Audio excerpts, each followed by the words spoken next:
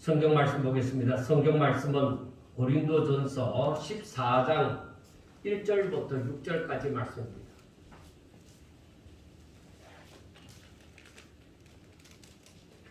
고린도전서 14장 1절부터 6절까지 말씀입니다.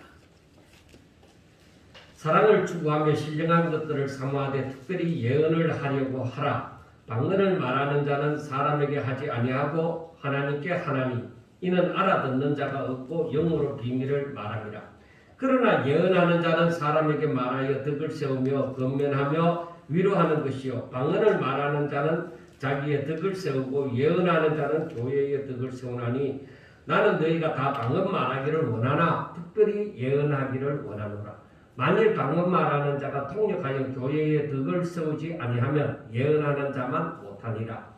그런즉 형제들아 내가 너희에게 나아가서 방언으로 말하고 계시나 지식이나 예언이나 가르치는 것으로 말하지 아니하면 너희에게 무엇이 유익하리요. 아멘. 사실 이 오늘 말씀을 준비하는 데 있어서는 굉장히 힘이 들었습니다. 정말 한 주간이 매 순간순간이 힘이 들었고 오늘 새벽까지도 이 말씀을 다시 한번 보면서 과연 어떻게 우리가 받아들여야 될까? 이 부분이 아마 여러분들에게도 지금 많은 생각을 해야만 되는 이 시간일 것 같습니다. 그래서 제가 이 말씀을 한 절 한 절 다 얘기를 해도 여러분들이 다 이해하기 힘듭니다. 그리고 이 14장 말씀이 이 13장 말씀도 마찬가지지만 이 14장 말씀이 지금까지 여러분들이 대부분이 알고 있는 것하고는 완전히 빗나가는 설교가 되어질 것입니다. 그리고 저도 제 자신을 뒤집어 놓는 그런 말씀이 되어지기 때문에 제 자신이 이 말씀을 이렇게 전하기까지는 참 힘들었습니다. 그러나 우리가 성경을 제대로 보고 그리고 제대로 깨닫고 있어야 되기 때문에 그래야 하나님의 뜻이 무엇인가를 알기 때문에 제가 힘들지만은 이 부분을 좀 더 깊이 수요일날에 전했지만은 수요일날 영상을 통해서 전했지만은 이 부분에 대해서 좀 더 깊이 이 바울이 말하는 이 내용을 좀 더 깊이 다루고자 합니다. 자, 고린도전서를 묵상하면서 우리가 1장에서부터 지금 14장에까지 이르렀잖아요. 그런데 제가 느끼는 것은 무엇이냐? 하나님의 말씀을 즉 성경을 더 깊이 묵상해야 되겠다는 것을 고린도전서를 하면서 로마서 때보다도 오히려 고린도전서를 하면서 제가 더 크게 느꼈습니다. 그리고 성경의 초점은 항상 사람에게 있는 것이 아니라 하나님에게 있다. 성경의 초점은 하나님에게 있다. 사람이 아니다. 그리고 모든 성경 창세기에서부터 계시록기까지 모든 성경은 바로 한 분 하나님의 말씀이다. 여러 분이 주인공이 아니라 한 분 하나님의 가는 말씀이라는 것입니다. 그리고 성경을 볼 때에 선입견을 없애라. 그러니까 우리가 지금까지 들어왔던 설교도 있고 봐왔던 책도 있고 다 있지만은 그것을 참고는 하지만은 선입견에 꽉 잡혀 있으면은 성경 해석이 제대로 안 될 때도 있고 더 깊이 묵상을 할 수 없을 때도 있습니다. 그래서 이번 것 같은 경우도 마찬가지인데 그래서 무조건 선입견을 없애고 오직 성경의 인도함을 따라서 성경을 깊이 묵상하라는 것입니다. 제가 이번에 이 고린도전서 12장에서 14장을 묵상하면서 특히 힘들었던 것은 제 자신이 선입견이 있습니다. 그래서 그 선입견에서 제대로 벗어날 수가 없었습니다. 그래서 다시 한번 그리고 또 다른 사람의 의견 다시 한번 이렇게 보면서 또 원어적인 의미도 또 보면서 힘들었습니다. 여러 번 말씀을 드렸다시피 제가 회개하고 돌아섰을 당시에, 그러니까 제가 한 19살 정도 됐을 당시에, 그때 한국 교회의 분위기는 아마 여러분들도 기억할 거예요. 비슷한 세대 살았으니까. 전봇대나 어디에 현수막이든 굉장히 요만한 그 포스터가 많이 붙었잖아요. 근데 거의 보면은 성령 운동에 관한 제목입니다. 그래서 그때의 기도원 집회도 굉장히 많았잖아요. 그리고 기도원 집회를 가면은 거의 은사운동입니다. 그 은사운동이 거세게 휘몰아칠 때 제가 회개하고 하나님 앞으로 돌아왔습니다.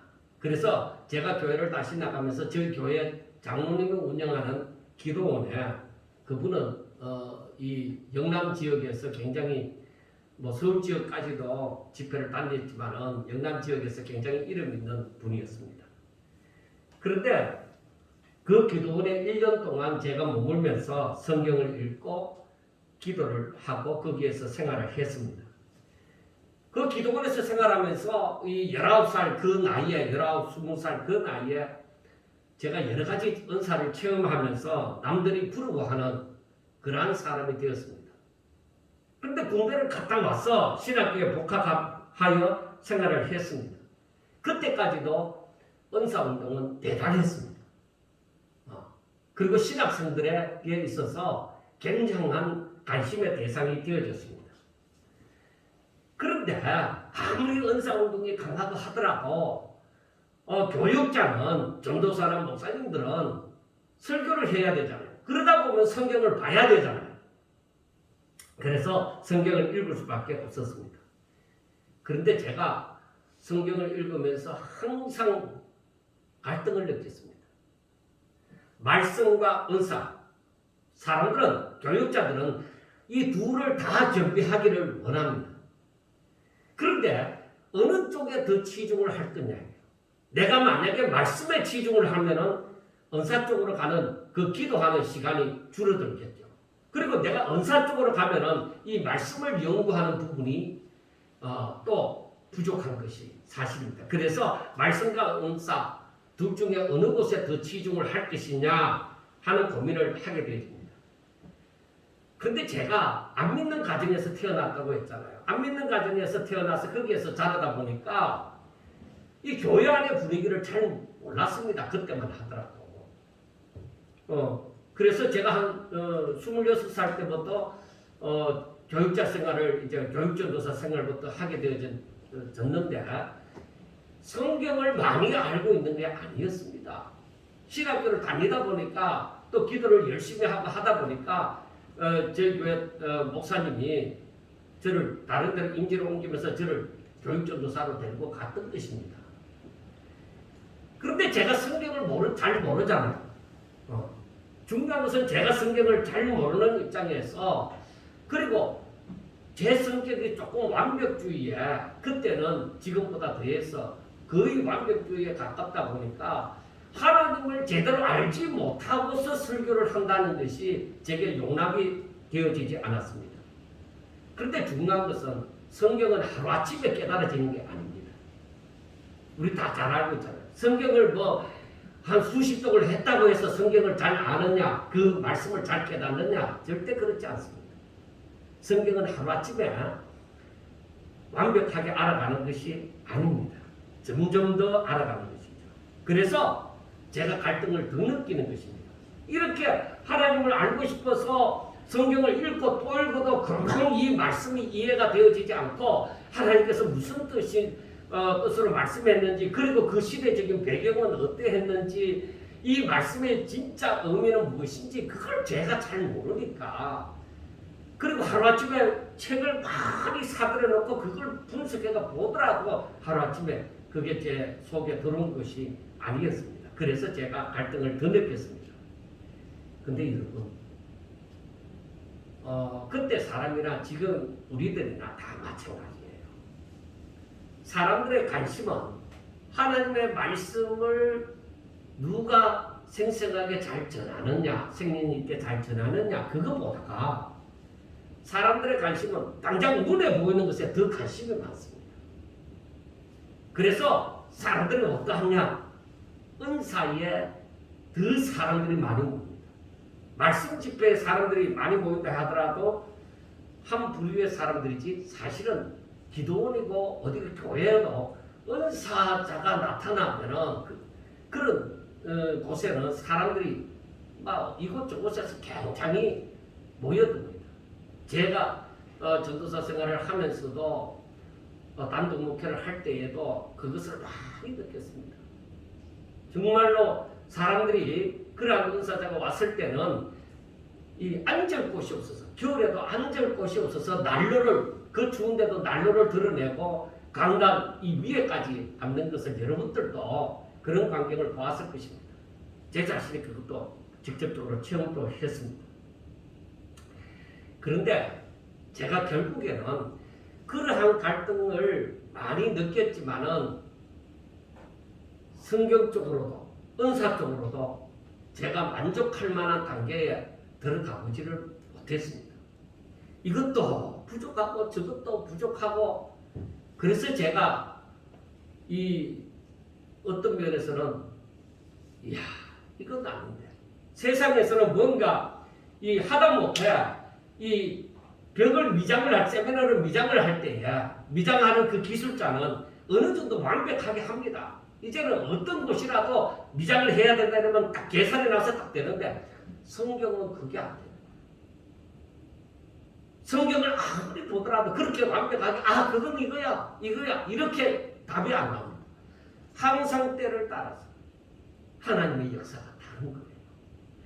그래서 이 성경 한 권이지만은 이 성경 한 권이 지금까지 전해지고 있는 거예요. 지금까지도 전해지고 있다.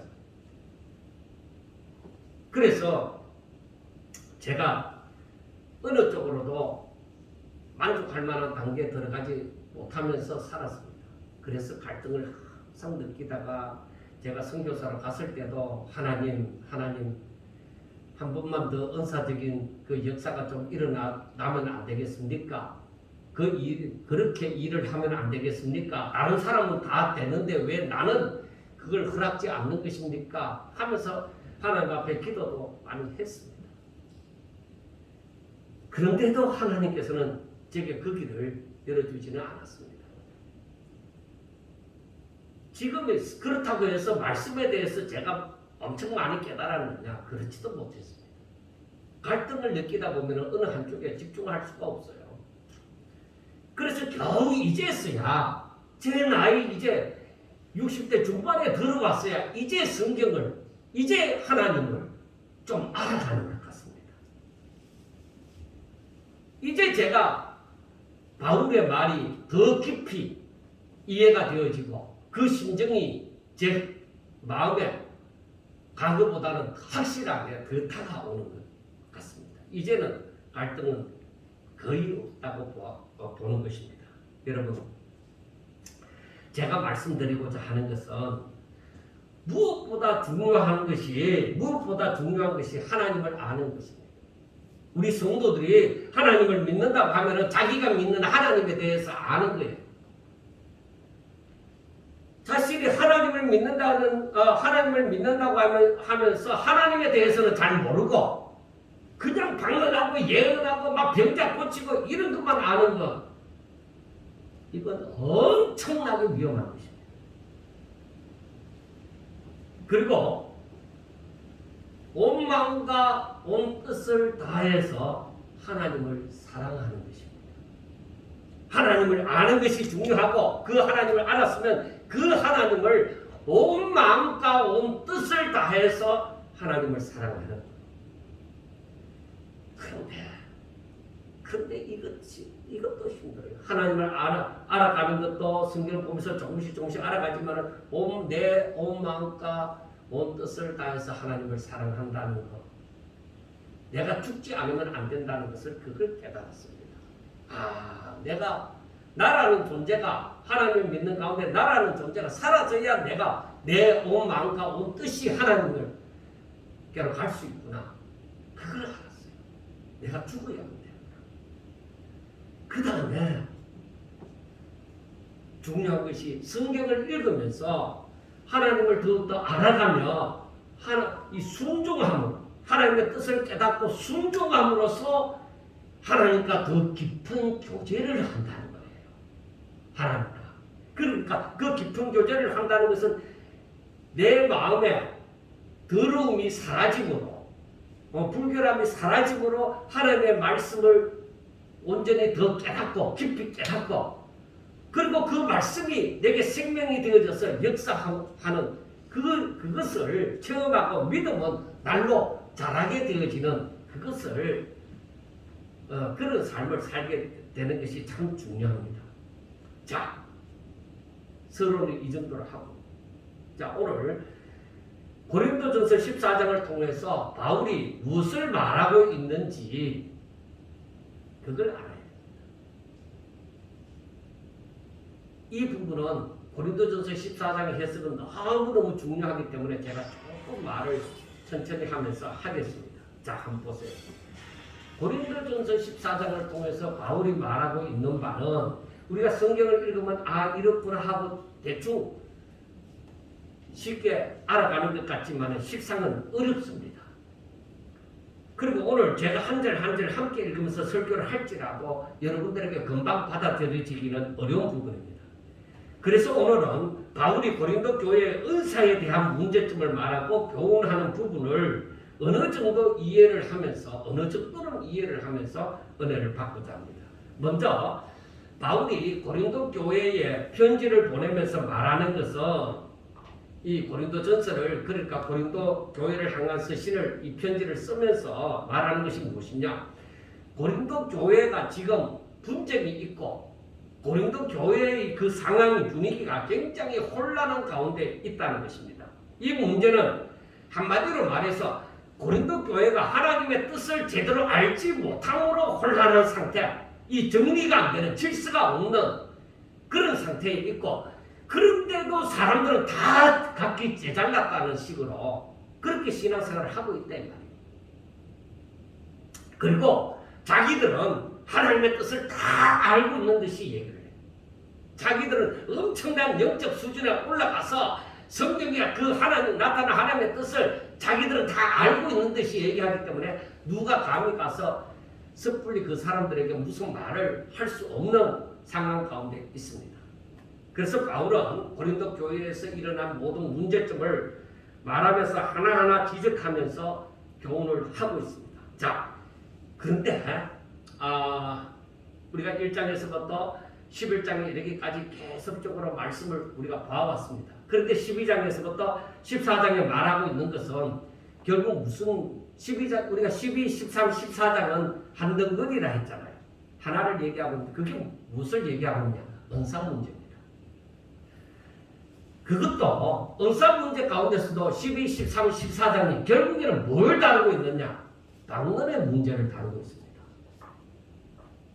14장에서 이 방언 문제를 제대로 드러내서 말하기 위해서 12장, 13장을 얘기를 하고 있는 거예요. 그래서 우리가 이 고린도전서 12, 13, 14장을 볼 때 한 장씩 따로 보면 안 된다는 거예요. 따로 보면 다른 해석이 나와요. 그래서 우리가 따로 보면 12장 같은 경우는 은사의 여러 가지 9가지 은사가 나오지. 그리고 13장은 사랑의 은사에 대해서 사랑장이라고 얘기하잖아요.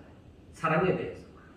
그리고 14장은 예언과 방언의 은사에 대해서 말하고 있는 듯이 가르치고 있는 듯이 보여집니다. 이렇게 따로 알면은 이 해석이 배를 타고 산으로 가는 격이 되어지거든요. 바울은 지금 우리가 이 바울이 편지를 쓰고 있는 분위기를 잘 아셔야 돼요. 1장에서부터 계속 바울이 고린도 교회의 문제점을 하나하나 나무라면서 또 교훈하고 있는 실정입니다. 하나님의 뜻을 나타내고 있는 실정이에요. 그걸 알아야 돼요. 그러니까 고린도 교회를 칭찬하고자 하는 게 아니에요. 고린도 교회에서 교회의 질서가 어지럽혀지고 지금 문제가 일어난 이것을 지적하면서 이 나무라면서 다른 하나님의 뜻을 지금 얘기하고 있는 거예요. 그래서 우리가 이 12, 13, 14장 같은 경우도 과거에는 한국교회 실정이 은사에 대해서 능력 이 부분에 대해서 굉장히 너무나도 치우쳐 있었기 때문에 은사 체험한 사람들, 능력을 행한다고 하는 사람들의 말에 너무 의존을 했습니다. 그리고 그때 이 방언의 문제가 나오고 우리나라에 한창 방언이 승행하고 할 때에 그때는 순복음교회, 최자실 목사님, 조영규 목사님 이런 분들을 중심으로 한 순복음교회 오순절 그 주위에 그 교회들이 한참 판을 치고 그리고 이 순복음교회가 굉장히 전국적으로 개척이 많이 되었습니다. 그리고 그때의 줄을 잡았던 사람들이 부흥사들이잖아요. 뭐 순복음교회 사람이든 장로교회든 감리교회든 어디 교회든 간에 그 당시에는 부흥사들이 굉장히 힘이 있었습니다. 그리고 저들에게서 나오는 에피소드는 엄청 많았습니다. 제 자신도 그 당시에 회개하고 돌아서서 기도하고 이렇게 신학교에 들어가고 했던 입장이라 제 자신도 그 사람들을 따르고자 그 사람들을 걸어갔던 길을 나도 걸어가면서 나도 저와 같은 삶을 살아봤으면 좋겠다. 저렇게 능력을 행하며 살았으면 좋겠다. 그런 생각을 많이 가졌습니다. 그리고 제가 나이가 군대 가기 전에도 여러 가지 은사를 체험하다 보니까 사람들이 기도를 해주면서 그런 말을 많이 했습니다. 앞으로 훌륭한 부흥사가 되라고 그런 얘기를 많이 했습니다. 그런데 저는 그 길로 가지 않은 이유가 하나님을 잘 알았으면 좋겠다. 그래서 우리가 오늘 말씀을 볼 때에 바울이 이 말하고자 하는 것이 무엇이냐? 자, 바울은 13장에서 사랑이 없으면 하고 1절 13장 1절과 2절 3절에서 말하고 있는 것이 사랑이 없으면은 모든 은사가 아무것도 아니고 아무 유익이 안 된다는 거예요. 여러분 잘 아셔야 돼요. 사랑이 없으면은 천사 같은 방언을 하더라도 산을 옮길 만한 믿음이 있을지라도 자기 몸을 불 속에 집어넣을지라도 아무 유익이 없다. 그런데 사람들은 뭐요? 천사 같은 그런 방언을 하고 산을 옮길 만한 믿음이 있고 자신을 불 속이라도 던져놓는 그런 삶을 살아가는 사람들에 대해서 와 하고 박수치고 할렐루야 하고 난리가 나죠. 그렇게 되는 거예요. 우리 다 같이 아마 그랬을 것입니다. 그런데 13장 말씀은 사랑이 없으면 그 사랑이 어떤 사랑이라고 했어요? 아가페. 하나님께서 그리스도를 보내시사 독생자를 보내시사 이 죄인들의 죄를 짊어지시고 십자가에 못 박혀 죽었어요. 누구든지 저를 믿으면 구원함을 받게 하는 그 사랑이 없으면 모든 은사가 아무것도 아니라는 거죠. 이것을 우리가 과거에 생각을 했느냐? 안 했던 거죠. 그래서 제가 이미 오래전부터 얘기했죠. 이 고린도전서 13장의 사랑은 일반적으로 사람들이 흔히 말하는 그 사랑은 아닙니다. 이렇게 얘기했죠. 이 사랑은 하나님께 완전히 자신을 드린 하나님의 뜻을 이루기 위하여 완전히 자신을 드린 온 마음과 뜻을 다해 자신을 드린 그 사랑입니다. 그래서 일반적으로 사람들이 그냥 사랑은 오래 참고 시기하지 않고 서로 뭐든지 나눠주고 이런 사랑을 생각하기 쉬운데 그거 아니다. 이건 하나님께서 독생자를 보내주신 그 사랑이에요. 그리고 고린도전서 13장에서 말하기는 믿음, 소망, 사랑 이 세 가지는 항상 있겠지만은 그 중에 제일은 뭐예요? 사랑입니다. 왜 그러냐? 사랑은 언제까지나 떨어지지 아니하되 예언도 패하고 방언도 패하고 지식도 패하리라. 그리고 언젠가는 예언도 사라지고 방언도 사라지고 지식도 다 사라진다는 거예요. 그래서 그것을 방언을 했고 또 예언도 하고 지식도 있었을 때는 뭐예요? 부분적으로 알 때는 필요했다 이 말이에요. 뭐 별거 아니라는 게 아니라 우리가 잘 모르는 상황 속에서는 필요했다는 것입니다. 자, 이거는 뭐예요? 주인공이 오면은 엑스트라들이 앞에서 막 난리를 찍어도 주인공이 탁 등장하면은 엑스트라들은 정리가 딱 되는 거예요. 그거와 같은 거예요. 그러니까 아가페 사랑이 없으면 어떤 은사도 유익이 되지 못한다는 거예요. 분명하게 알아야 돼요. 그리고 사랑의 은사를 제외한 모든 은사가 언젠가는 다 사라지는 날이 온다는 거예요.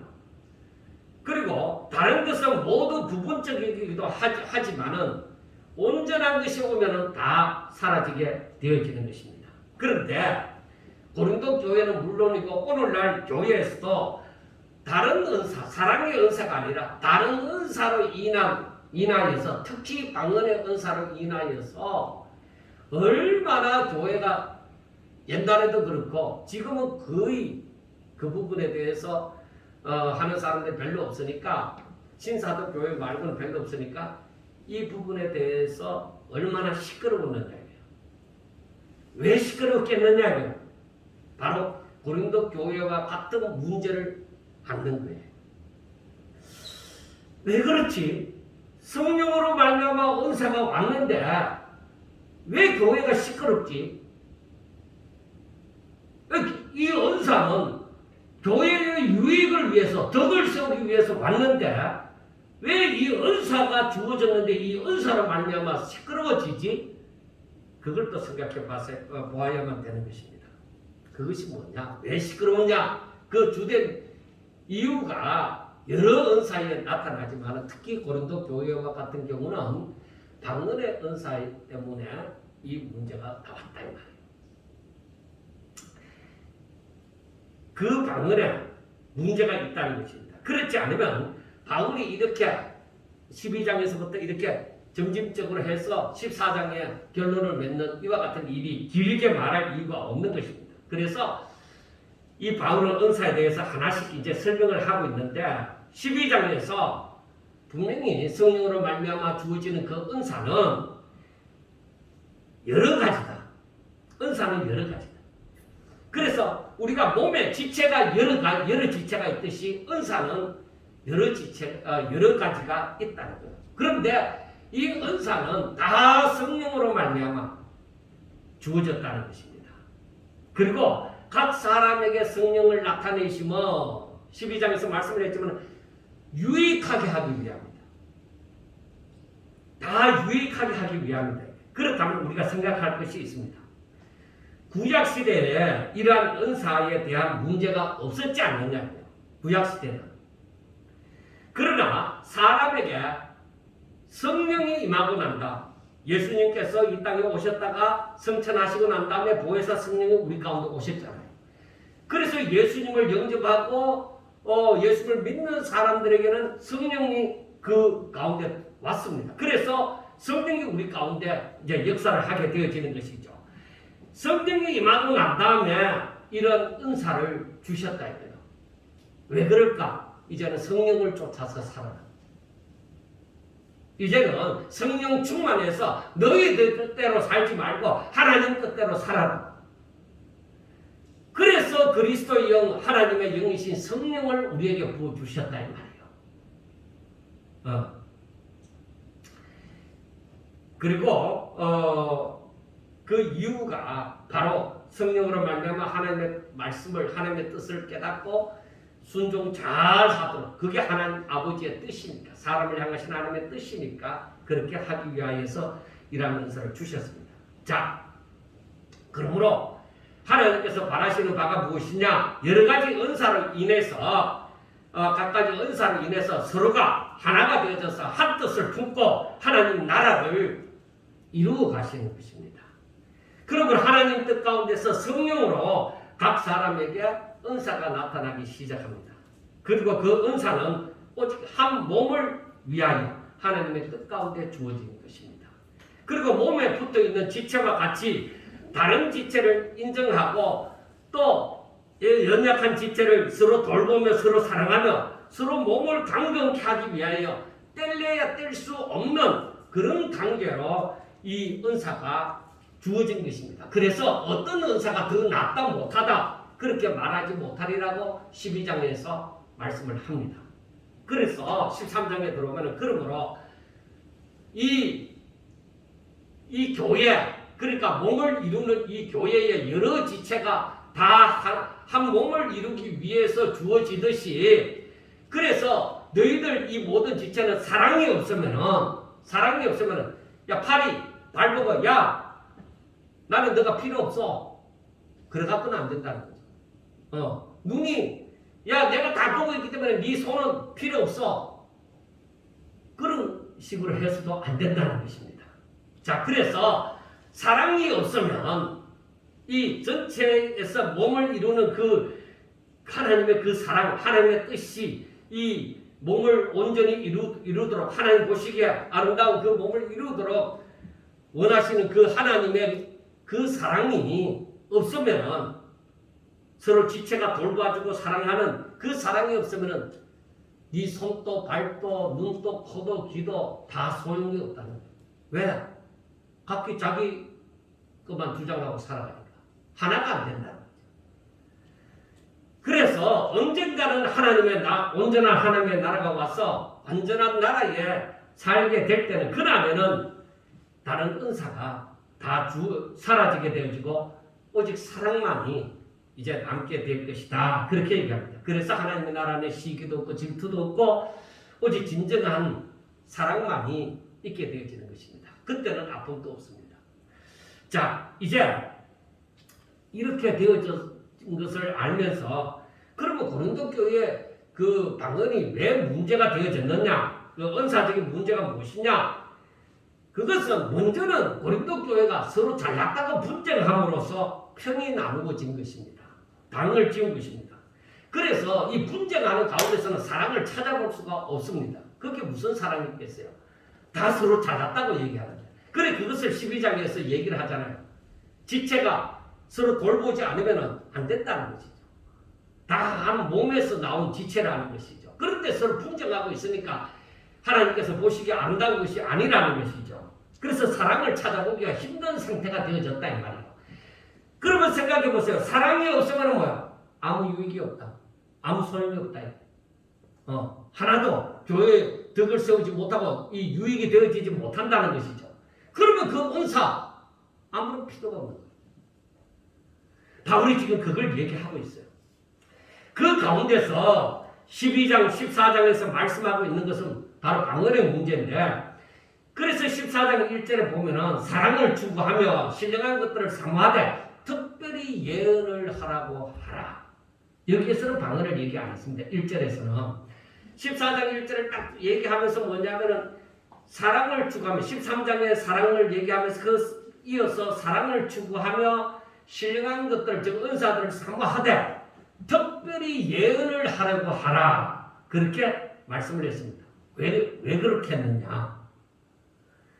그것은 지금 당장에 고린도 교회에 필요한 것은 하나님의 말씀을 깨닫는 것이다. 하나님의 뜻을 아는 것이다. 그 하나님의 말씀 앞에 순종하는 것이다. 그래서 특별히 이 예언을 해라. 그러니까 그 말은 우리가 미래를 알아보는 그 점치는 것과 같은 그런 예언이 아니라 하나님의 말씀을, 예언의 말씀을 이걸 깨닫고 말해주는 이걸 하도록 하라, 그렇게 말을 하는 거예요.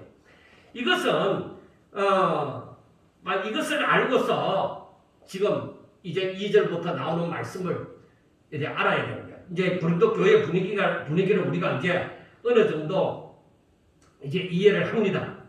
그래서 자, 이제 14장 말씀을 가지고서 우리가 생각해야 되는 것은, 먼저 제가 말씀을 드립니다. 14장 말씀을 가지고 여러 가지 그 의견을 가지는 사람들이 있습니다.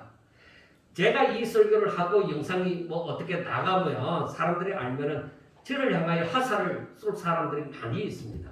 그러나 저는 이 성경을 중심으로서 말을 할 수밖에 없고 제가 먼저 그 화살을 맞고서 이 성경을 지금 보고 있는 것이기 때문에 제가 죽어도 하나님의 뜻은 하나님의 뜻으로 전해야 된다. 제가 깨달은 이상 아이고 내가 먼저 내가 나를 쏘고 난 다음에 내가 이렇게까지 할 필요는 뭐 있나? 그냥 이렇게 설교 안 하고 그냥 무난하게 넘어가면 되지.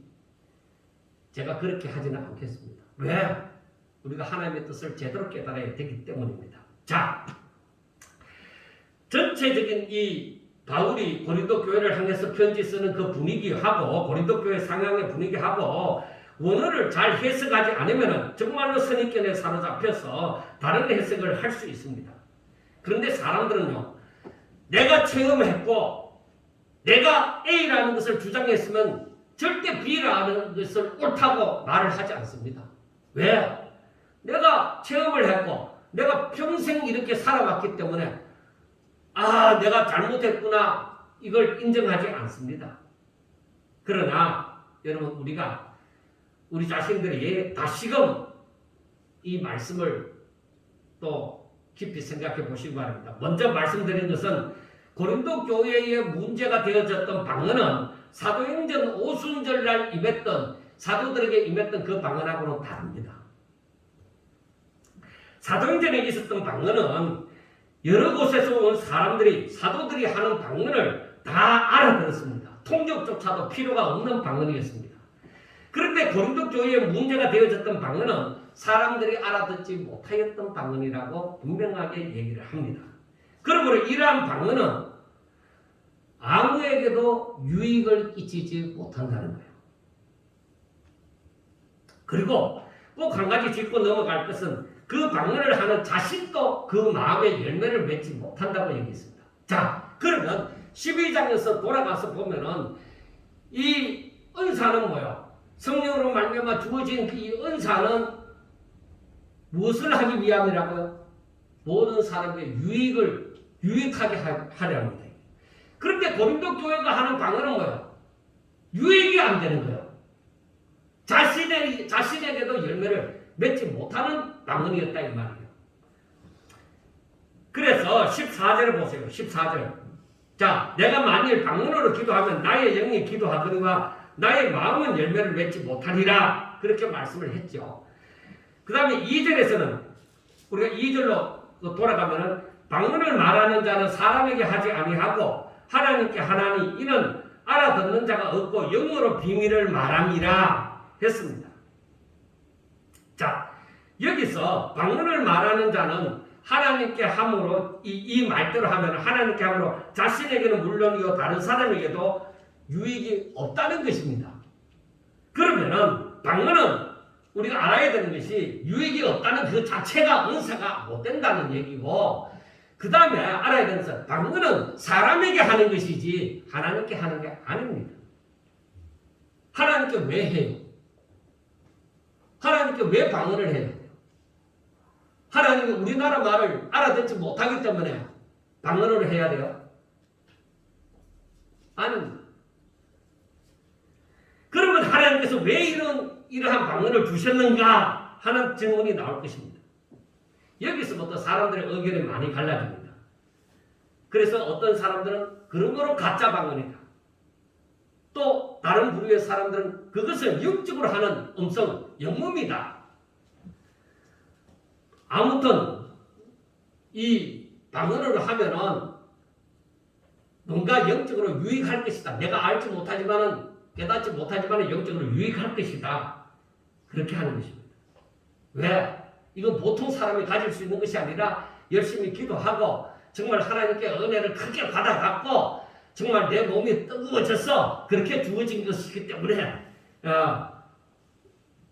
이 방언은 어쨌든 유익할 것이다. 그렇게 생각을 하는 것입니다. 그러나 여러분 5절을 보세요. 5절. 나는 너희가 다 방언 말하기를 원하나 특별히 예언하기를 원하노라. 만일 방언을 말하는 자가 통역하여 교회에 덕을 세우지 아니하면 예언하는 자만 못하니라. 이 말씀이 무슨 말씀인지 아세요? 바울이 지금 말하고 있는 것은 바로 고린도 교회 성도들이 다 방언을 말한다 할지라도 통역할 수 없는 방언을 하고 있다면 예언하는 것만 못하다는 거예요. 고린도 교회 성도들이 다 방언을 말한다 하더라도 그게 만약에 통역할 수 없는 방언이라면 이건 예언하는 것만 못하다는 거죠. 그래서 그 밑에 19절을 보여요. 19절. 그러나 교회에서 남을 가르치기 위하여 깨달은 마음으로 5마디 말을 하는 것이 1만마디 방언으로 말하는 것보다 나으니라 하는 것입니다. 그러니까 방언을 내가 1만마디의 방언을 하는 거예요. 그런데 내가 하나님의 말씀을 깨닫고 5마디만 알아듣는 5마디만 하는 거예요. 어느 것이 낫느냐는 거죠. 알아듣지 못하는 1만마디 방언보다 5마디 깨달아서 우리가 알아들을 수 있는 5마디 말을 하는 것이 더 낫다는 거예요. 그러니까 알아듣지 못하는 방언은 뭐예요? 유익이 안 된다는 것이죠.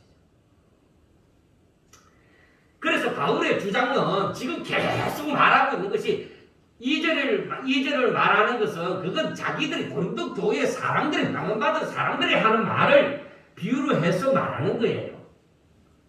실질적으로 그렇다는 것이 아니라 방언은 은사로서 주어졌기 때문에 그 방언은 외국인을 상대로 해서 내가 방언을 말했을 때 저들이 알아듣는 거예요. 그래서 오늘날에도 이 방언이 있습니다. 그래서 어떤 선교사님이 원주민들에게 잡혀가서 곧 자칫 잘못하면 죽게 되는데 모르겠다 싶어서 하나님 앞에 기도를 하는 거예요. 그러면서 막 말을 했어요. 그런데 그게 자기도 알아듣지 못하는 방언이 되어져요. 그래서 원주민들이 그 말을 알아들은 거예요. 이 사람이 우리 말을 하는 거 보니까 우리가 가까운 사람이다. 그래서 그 선교사님을 놔줬다는 이러한 일들이 지금도 이러한 그 은사가 나오는 거죠. 그래서 이제 뒤에 또 얘기를 하겠습니다만은 지금 바울은 고린도 교회가 문제가 되어지고 있는 알아듣지 못하는 방언, 자기도 모르고 다른 사람도 모르는 이 방언, 해석되어지지 않는 이 방언을 하는 것을 무시하는 거예요. 여러분들 아셔야 됩니다. 방언을 하는 사람을 무조건 무시하는 것이 아니라 알아듣지 못하는 방언, 통역이 되어지지 않는 방언, 이 방언을 무시하는 거예요. 분명하게 아셔야 됩니다. 제가 은사를 무조건 나쁘다 하는 게 아니에요. 은사가 있습니다. 은사가 분명히 있습니다. 그러나 방언에 대해서는 통역이 되어지지 않는 방언은 안 된다. 지금 바울이 지금 여기에서 두 가지를 방언을라는 말로 우리 말로 서술이 되어졌지만 두 가지를 얘기하고 그래서 여기에서 보면은 일단 먼저 7절과 9절을 보면은 호필이나 금은고와 같이 생명 없는 것이 소리를 낼 때에 그 음의 분별을 나타내지 아니하면 필이 부는 것인지 금은고 타는 것인지 어찌 알게 되리요. 만일 나팔이 분명하지 못한 소리를 내면 누가 전투를 준비하리요. 이와 같이 너희도 혀로서 알아듣기 쉬운 말을 하지 아니하면 그 말하는 것을 어찌 알리요. 이는 허공에다 말하는 것이라. 이것이 바로 뭐냐. 고린도 교회에 문제가 되는 방언을 비유해놓고 지금 얘기하는 거예요. 너희들이 허공에 태고 그렇게 말하는 것이 이건 통역이 안 되는 거다 이 말이에요.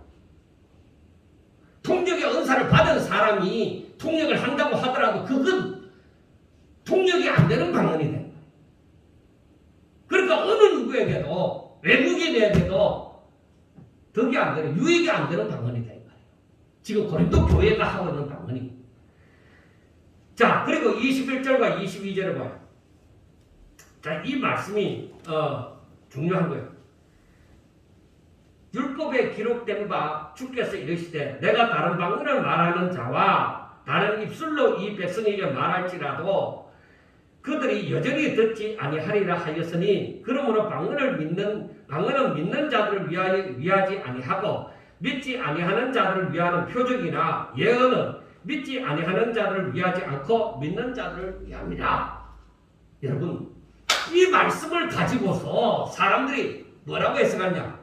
우리가 방언 기도를 하면은 나도 모르고 다른 사람도 모르지만은 내가 비밀로 하나님 앞에 영적으로 기도를 함으로 하나님은 다 알아들으신다. 그래서 방언 기도를 많이 하면 하나님이 듣는다. 근데 나는 무슨 기도를 했는지는 모르겠다. 무조건 좋은 말 하지 않았겠느냐. 그렇게 얘기를 합니다. 제가 이 부분에 대해서 해석을 하려고 하면 참 긴데 짤막하게 한번 해보겠습니다. 이것은 이사야 28장 11절에서부터 12절 말씀을 인용해서 하시는 말씀인데 이거는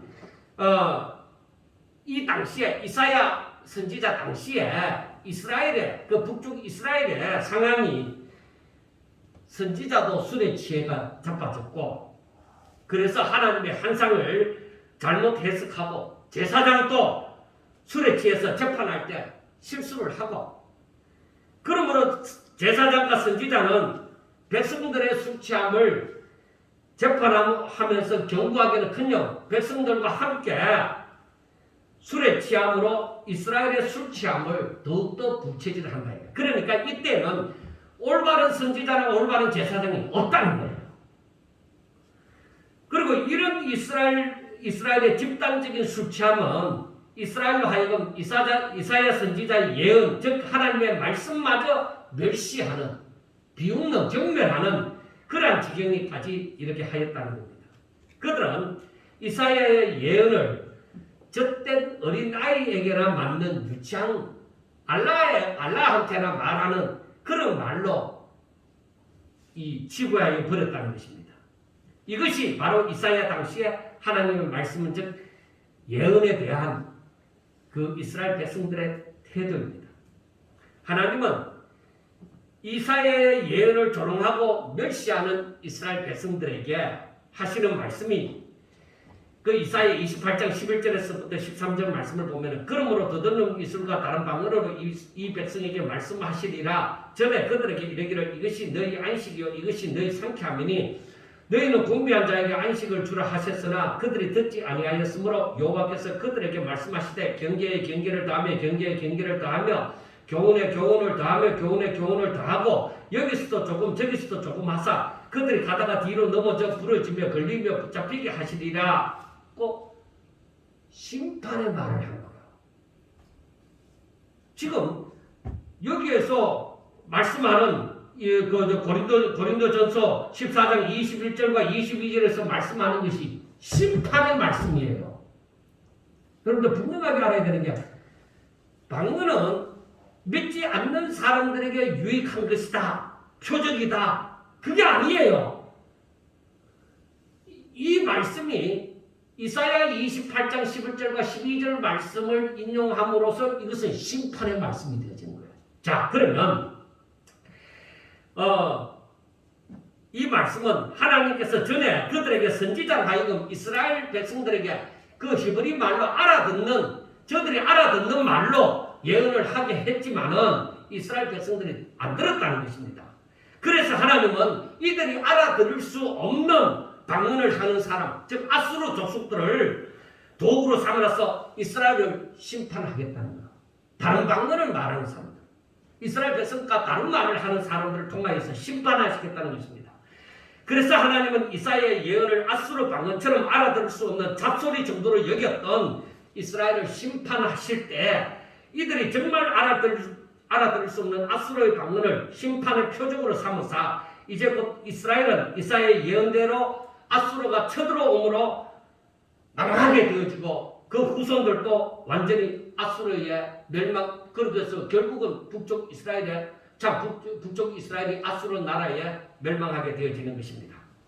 그러므로 이제라도 이들이 자신이 알아들을 수 없는 말로 외치는 선지자 예언에 귀를 기울인다면 알아들을 수 없는 앗수르 방언을 들으려 하는 하나님의 심판을 피할 수 있으리라. 그래서 이사야가 이 예언을 한 거예요. 이 말씀을 한 거예요.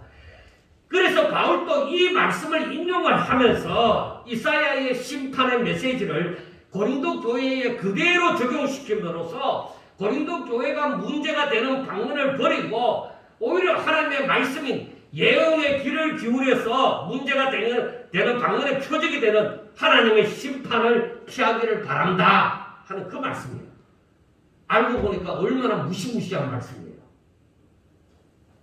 그래서 바울은 20절에 형제들아, 그래서 말하기를 형제들아, 지혜에는 아이가 되지 말고 악에는 어린아이가 되라. 지혜는 장성한 사람이 되라고 하면서 37절과 38절에 결론적으로 얘기를 해요.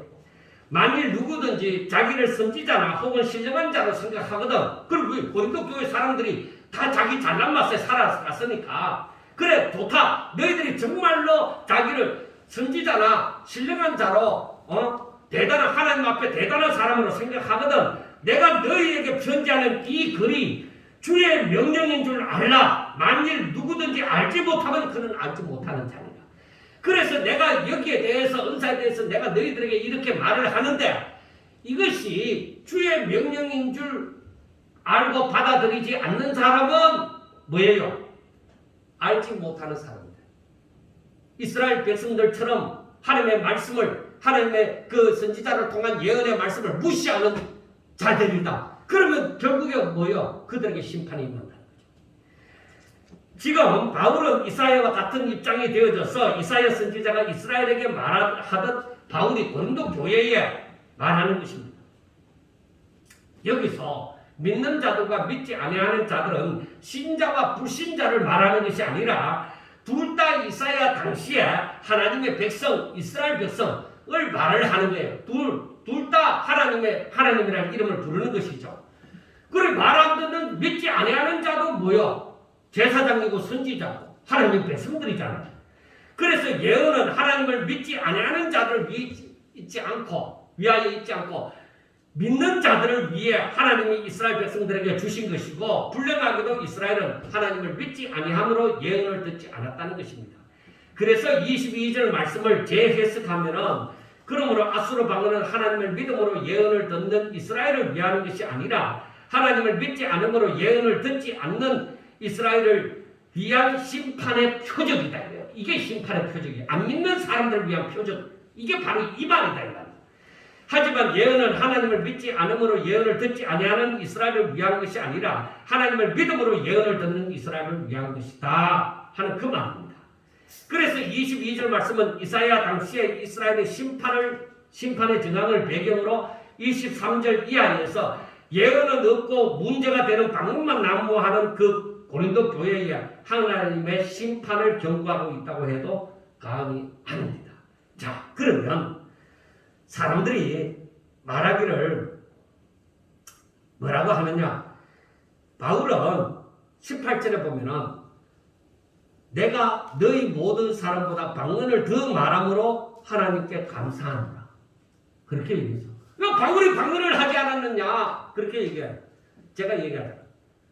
방언을 무조건 아니라고 얘기하는 것이 아니라 바울이 하는 방언은 자기가 전도하러 선교지에 계속 다니면서 방언으로 말이 안 통하니까 방언으로 그렇게 사도들이 했던 그 방언처럼 그 방언으로 말씀을 전했다는 겁니다. 즉 하나님의 비밀을 말하고 방언 기도가 아니라 성령의 은사로서의 방언, 즉 외국인을 향한 그 방언을 자기가 다른 사람보다 더 많이 체험한 사람이라는 거예요. 내가 방언을 하는 사람이지만 너희들 방언은 아니다 이 말이에요. 지금 이 말이. 그래서 자신은 얼마든지 그 고린도 교회의 방언에 대해서 내가 말을 할 수 있다는 거예요. 왜? 내가 성령의 은사로서의 방언을 내가 누구보다도 많이 하는 자이기 때문에. 그래서 너희들이 하는 그 방언에 대해서 내가 얼마든지 얘기할 수 있다는 겁니다. 그래서 하나님 앞에 감사하노라고 얘기를 하는 거예요. 그러면 그렇게 보면은 지금까지 우리가 하는 그 방언은 안 믿는, 그러니까 기독교인이 아닌 힌두교나 다른 종교에서도 그런 방언이 많다는 거죠. 해석할 수 없는 방언. 자, 제가 그러한 삶을 살아왔던 사람인데, 제가 왜 제 자신의 얼굴에 침을 뱉고 제 자신이 잘못됐다는 것을 먼저 말을 하느냐. 성경을 보니 바울이 말하는 그 방언이, 바울이 권장하는 방언이 오늘날 통역이 되어지지 않는 그 방언을 얘기하는 것이 아니라는 거예요. 여러분, 우리나라의 유명한 목사님들 가운데서도 방언 못하는 사람들이 좀 많습니다. 그리고 과거에 순복음 교회나 부흥사들 중심으로 방언 못하면 개만 또 못하게 여겼던 시절이 있습니다. 왜냐? 그 가운데 돌아가신 고 이천석 목사님 같은 경우는 우리 집에 개도 방언하는데 이것들은 개만 또 못해서 방언도 못한다고.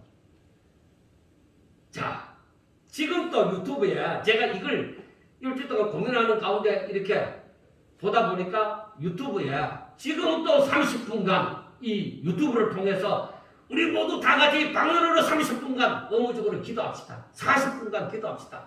그래서 사람들이 내가 기도하다가 어떤 걸 체험했다 하고 막 얘기하는 사람들이 있습니다. 저는 인정하지 못합니다. 그들이 성령의 은사로 말미암았다고 얘기하지 못합니다. 왜? 성령의 은사로서의 그 방언은 다른 사람을 유익하게 하는 겁니다. 그 사람들이 30분간 방언 기도를 하더라도 유익이 안 되는 겁니다. 그거 아닙니다. 이건 지금 대단한 선포예요. 성경에서 말하는 사도 바울이 말하고자 하는 이 방언에 대해서 우리가 제대로 알아야 돼요. 그러면 우리가 했는 방언은 뭐냐 이거예요. 우리가 했는 방언은 무엇이냐 이거예요. 그래서 제가 생각한 것이 있습니다. 하나님, 그러면 지금까지 뭐였습니까? 집회하면서 방언하고 그렇게 기도하고 막 난리 지킨 것은 그건 뭡니까? 잘못됐다. 시드기야와 미가야 선지자가 400대 1로 나누어져 있습니다. 400명의 선지자들이 거짓말하는 영이 들어가서 저들이 하나님의 선지자로 불려지지만 거짓말을 하는 영이 들어갈 때 저들은 전부 잘못된 것을 예언했습니다. 미가야 선지자 한 사람만이 하나님의 영이 들어가서 바른 말을 한 거예요.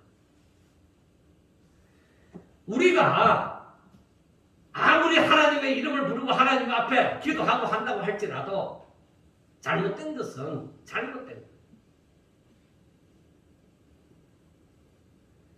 그래서 제가 앞으로도 여기에서만 그치지 않고 계속적으로 일하는 은사에 대해서 말씀을 보면서 묵상을 할 겁니다. 연구를 할 겁니다. 제가 또 잘못됐으면 잘못됐다고 얘기를 하겠지만은 지금 현재 이 고린도 전서를 보면서 바울을 알아가면서 이 내용을 볼 때에 고린도 교회의 방언은 바울이 무시하고 있다 하는 것입니다.